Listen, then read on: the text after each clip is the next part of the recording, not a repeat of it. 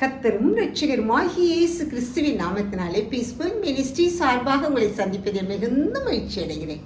இன்றைக்கு அவகாலத்தின் 2வது நாளை காண செய்த தேவாதி தேவனுக்கு கொடானு கோடி சுஸ்திரம். யாத்திராகமம் 23ஆம் அதிகாரம் 20ஆம் வசனம் முதல் 22ஆம் வசனம் வரை இப்பொழுது நான் வாசிக்கிறேன். வழியில் உங்களை காக்கிறதற்கும் நான் ஆயத்தம் பண்ணின ஸ்தானத்துக்கு உன்னை கொண்டு போய் சேர்க்கிறதற்கும் இதோ நான் ஒரு தூதனை உனக்கு முன்னே அனுப்புகிறேன். அவர் சமூகத்துக்கு எச்சரிக்கையாயிருந்து அவர் வாக்குக்கு செவிகொடு, அவரை கோபப்படுத்தாதே. என் நாமம் அவர் உள்ளத்தில் இருக்கிறது. நீ அவர் வாக்கை நன்றாய் கேட்டு நான் சொல்வதையெல்லாம் செய்வாயாயில் நான் உன் சத்துருவுக்கு சத்துருவாகவும் உன் விரோதிகளுக்கு விரோதியாகவும் இருப்பேன் என்று ஆண்டவர் சொல்கிறார்.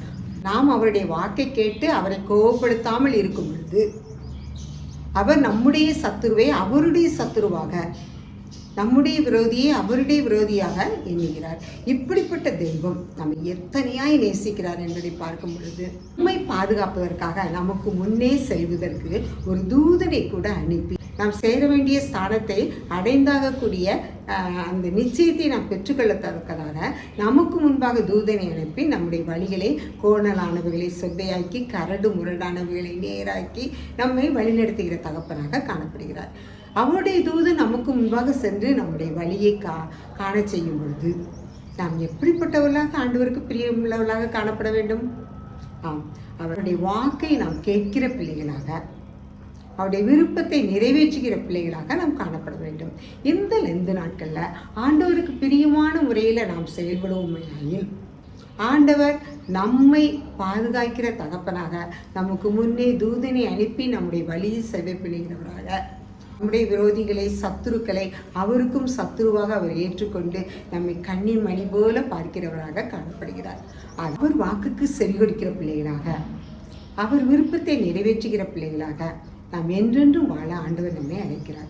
இந்த லெந்து காலங்களில் நம்மளால் எவ்வளவு தூரம் ஆண்டவருடைய சமூகத்தில் கிட்டி சேர முடியுமோ, நம்மளால் எவ்வளோ தூரம் ஆண்டவரிடத்தில் கிட்டி சேர முடியுமோ அவ்வளோ தூரம் ஆண்டவருடைய சமூகத்தில் நம்ம கிட்டி சேர்ந்து அவருடைய சமூகத்தில் இன்னும் நாம் பாடல் பாடி வேதத்தை பாடல் பாடி வசனம் வாசித்து ஜெபிக்கிற பிள்ளைகளாக காணப்படும் பொழுது அவர் நம்மை முத்தம் செய்கிற தகப்பனாக காணப்படுகிறார்.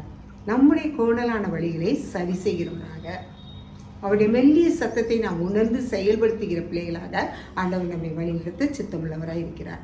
அந்த நாட்களிலாவது நம்முடைய நேரத்தை ஆண்டவருடைய கரத்தில் கொடுத்து அவருக்கு பிரியமானவர்களாக நடக்க ஆண்டவர் நம்ம ஒவ்வொருவரையும் ஆயத்தப்படுத்துவாராக, வழி நடத்துவாராக. ஆண்டவர் தாமே ஒவ்வொருவரையும் ஆசீர்வதிப்பாராக. ஜெபம். எங்களை அளவில்லாமல் நேசிக்கிற அருமையான தகப்பனே, நன்றியோடு துதிக்கிறோம்ப்பா. இந்த லெந்து நாளின் முதல் நாள் நம்முடைய சமூகத்தில் நிற்கிறோம்ப்பா. எங்களுக்காக நீர் ஒரு தூதனை முன் அனுப்பி ராஜா எங்களை பாதுகாக்கிறவரே உமக்கு சோஸ்திரம்ப்பா. நாங்கள் உமக்கு பிரியமானவர்களாக ராஜா உண்மை கோபப்படுத்தாத வண்ணம் அப்பா நாங்கள் காணப்பட எங்கள் ஒவ்வொருவரையும் நீரா ஆசீர்வதிக்க வேண்டும் என்று கெஞ்சுகிறோம்ப்பா. உங்களுடைய இரத்த கோட்டைகள் எங்களை மூடி பாதுகாத்துக் கொள்ள வேண்டும் என்று கெஞ்சுகிறோம்ப்பா. எங்களுடைய மோசமானதுப்பா வீணாய் போகாத வண்ணம் ராஜா உமக்கு பிரியமானதாக காணப்பட நீர் எங்கள் ஒவ்வொருவரையும் ஆசீர்வதித்து வழி நடத்த வேண்டும் என்று உடைய பொறுப்பான சமர்ப்பிக்கிறோம். நீரே பொறுப்படுத்திக்கொள்ள வழி நடத்தும். இயேசுவின் மூலம் ஜெபங்களும் நல்ல பிதாவே. ஆமென்.